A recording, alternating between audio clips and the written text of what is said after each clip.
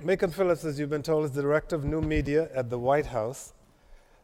Macon, you've got to settle for me a bet that I just lost. Okay. And that is when this event was planned, the president's major address on healthcare reform was not. So when I woke up this morning, I said, Macon is the director of new media at the White House. The president makes a speech tonight. There'll be millions of people discussing it on social networking sites.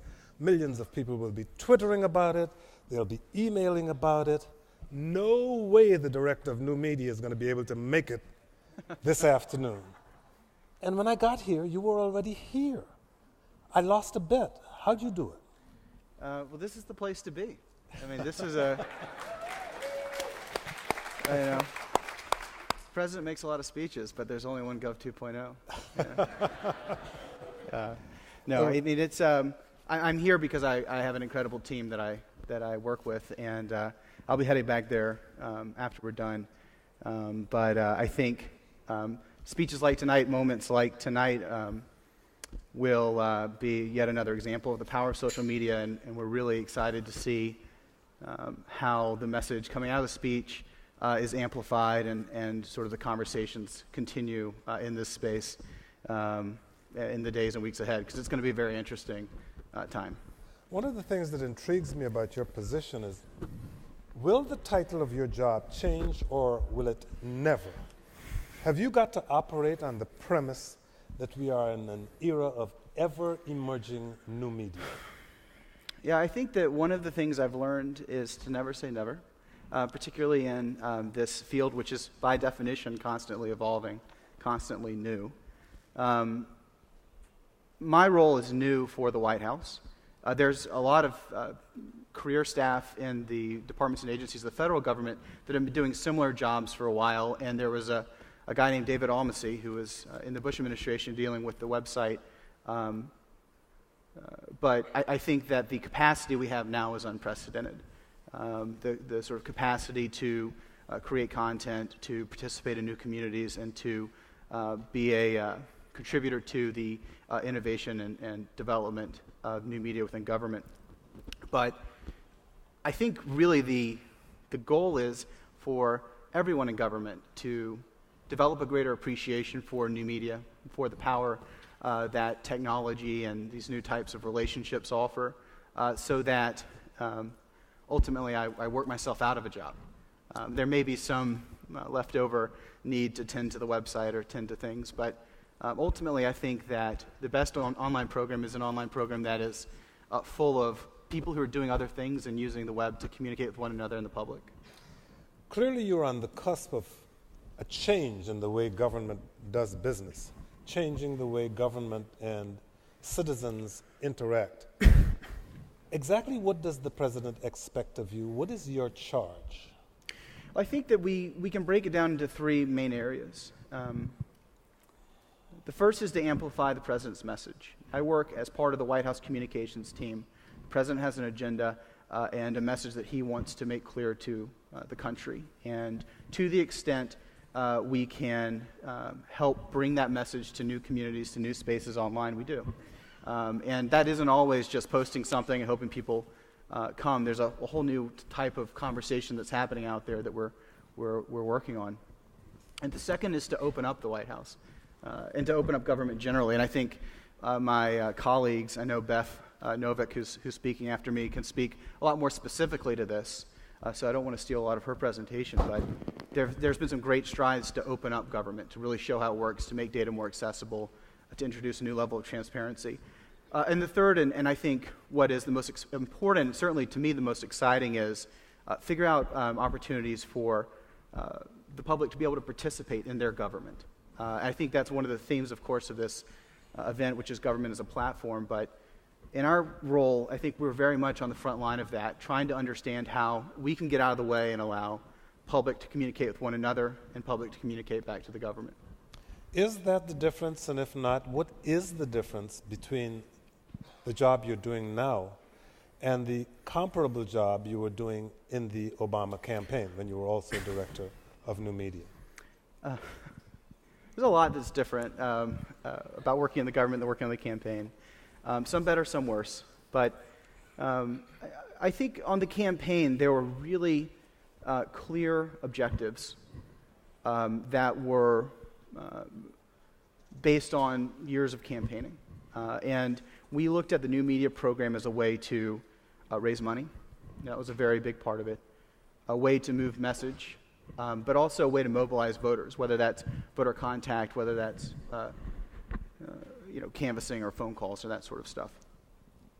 Now that we're in government, there's this new space, and these concrete goals, the goals I just laid out, they're not really concrete. We're still figuring out what exactly those specific metrics are, and so there has been there is some development still to be done to really figure out what the best use of our time is. And as I was thinking about this interview, I was expecting one of the questions you would ask me was, what's my biggest challenge?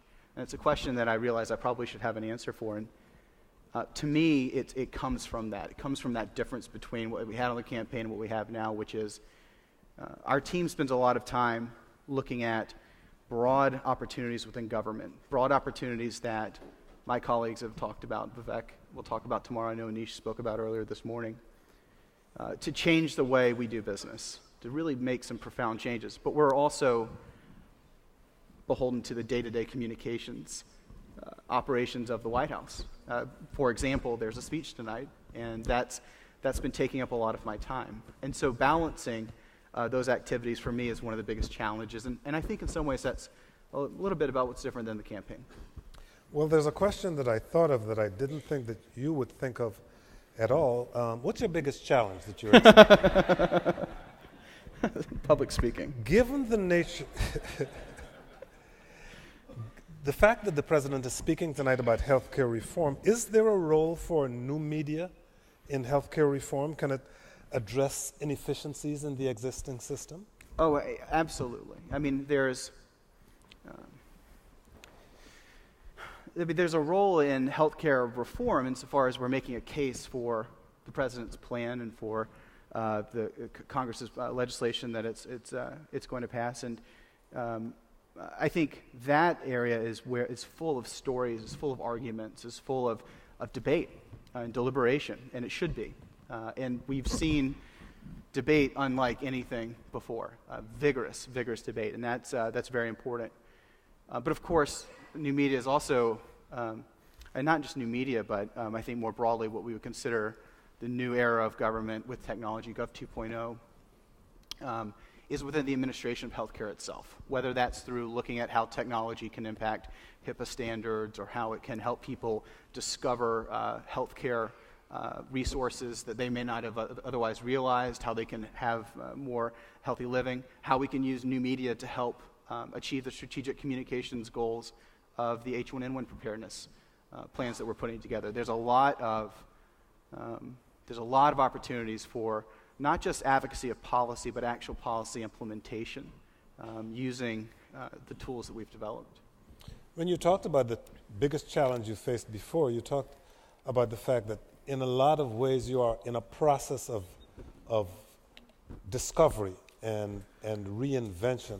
However, even as that process goes on, even as you have to make plans for what could be a short-term or long-term future, you also have to keep abreast of the rapid developments in new media itself. How do you do that, and how do you make assessments on the fly, so to speak, about, okay, this is what we'll look at, this is what we won't necessarily look at right now, this is likely to be a fad, no, this is likely to be around for the long term? Thankfully, half the people in this room have my email address and aren't afraid to tell me what they think, so that's always a really helpful way. But I do think that one of the intrinsic strengths of this community is that it loves to talk, and it's one thing to try to stay on the cutting edge of green energy or stay on the cutting edge of foreign policy, but we're staying on the cutting edge of how to be better at staying connected.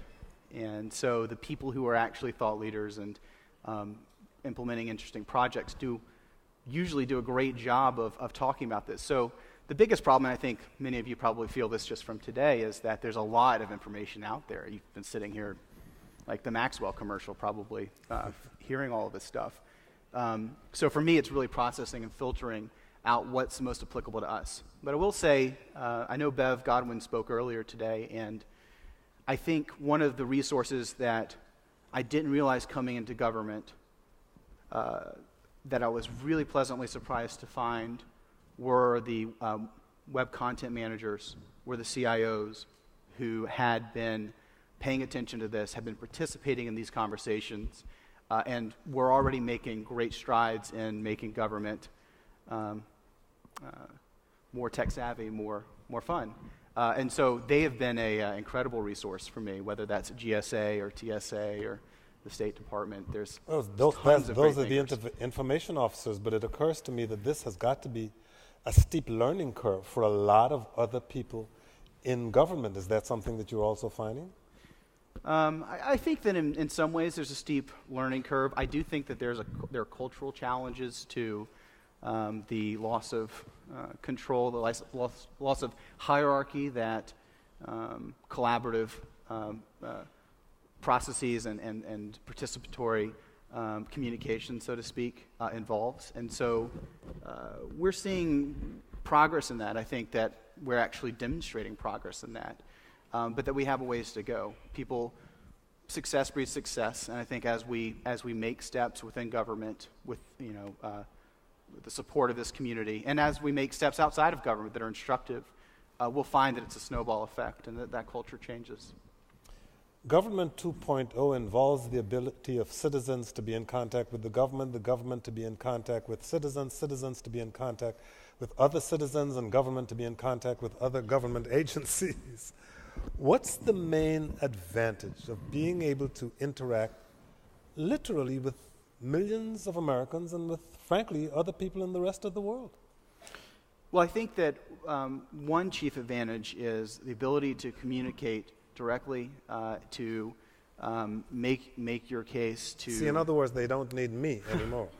I think we absolutely need the media. I was overhearing the previous presentation. I thought one of the more interesting points was, I think he said that newspapers were really important because we need people to help visualize data as we surface it. And we're certainly trying to surface a lot of data. And there's a big, if you build it, will they come moment that's going to happen, which is all this data is available. And who's going to actually help interpret it for people? And I think government will take a stab at that, but I think we found that not only does the private sector innovate more quickly in many ways, but the private sector is also, and the media are critical to holding us accountable. And so that's the other advantage, I think, from all this connection and communication. Isn't the advantage for the president or for the White House or for the administration to communicate to people. It's the advantage for people to not only for those that are interested to be able to hold government more accountable, but for all of us to actually have more people interested in government. And that's what we're trying to do. What are the possible pitfalls? How does being able to interact and communicate with so many people on issues affect the decision-making process? I think that the chief problem, and I think everybody here is aware of this, is this sort of input-output problem. This notion that there's only so many people in the White House, and there's all these people out here, and it's in some ways it can be viewed as a binary thing. We want to know what you think, you tell us. But that, I think, isn't necessarily the model. It's also the people sort of figure things out, and we help implement that or whatever it is. But I know that in the short term, we have calls for input. We have calls, whether that's through rulemaking or whether that's through questions for the president or whether that's through service activities. And we're constantly impressed and challenged by the amount of interest and the amount of input that we're getting. And so we're looking to develop tools, and we've developed some to help churn through this. But it's sort of, be careful what you wish for. Sometimes you can seek to engage the public, and it overwhelms you. Yeah, you know, one gets the impression that the president hears from people in town hall meetings, he hears from members of Congress in the House and Senate, he hears from people through all of the new media that the White House and the nation is involved in, and at some point, maybe like tonight, he says, enough. I've heard enough. Now it's time to make a decision. One of the things that we have here in Washington is something called an Apps for Democracy contest, Yeah. where third parties are encouraged to design programs using government data. Is that something that you can see happening at the national level also? Absolutely. I mean, what a cool open source development to me represents the best of civic participation, because I'm kind of a nerd, but I'm also in this field would benefit greatly from our ability to engage with the open source development community on a practical level to help me actually build my own programs. And so when I look at our needs moving forward, whether that's to be able to better communicate, whether that's to help work on this input-output problem, whether that's to extend this platform of government, it's really exciting to think that we could tap a community that has a long history of innovation and a very altruistic motivations. They're just like the campaign in many ways. They're there because they recognize something larger than themselves and they want to help develop these tools. And so I think it's a huge resource, and I think you'll be seeing more of it. Is that something when I go to the whitehouse.gov website and I see things there, I see one set of things. Do you see something else? Do you see, when you go to that website, all of the possible opportunities for people in this room and others to be designing apps based on where their home states are, where their interests are, where their communities are? I think that the division of labor is going to be an interesting thing to see sorted out. When I go to the website, and I should say that what the gentleman earlier said about taking data and reinterpreting it is certainly one thing where you can clearly see the responsibilities. When I look at the website, I think about traffic, and I think about the need for more. I guess that's what I get paid for, I guess. But it's not so much the need for more public traffic, although that would be nice. I think one of the things we're really interested in is the need for more traffic from inside the building. I think that there's an expression in the field called eating your own dog food, and I always like that. The more we can make our program, not just our website, but our online program through social media, through the website, and more, relevant to the people I work with every day. This is to one of my earlier points about wanting to work myself out of a job. The better we're going to be, the more authentic our program's going to be, and ultimately the more transparent the programs, the more transparency we're going to bring to the White House when we can actually, as a new media team, as a new media effort, basically make a better connection between the public and the people in the building. How complicated do issues of security make that for you? National security, virtual security, my personal security? I mean, I've never been in a job where security was as big of an issue. So let me sort of say at the outset before I say some other things that it is incredibly important, incredibly overwhelming, the types of security issues we deal with, not just from the website, but just general information security, security of our BlackBerries, physical security, all these other issues. I do think, however, that there's a problem with perception of security and what exactly security means with participation in social networks. We see a lot of blanket resistance to new technologies and new activities that are justified through the security rationale. And so that gets back to the point where we're seeing a snowball effect, a change of culture. The sort of perception of security is certainly one of those cultural elements that needs to evolve. We're going to take, as we say in the business, a short break right now. Okay. Thank you.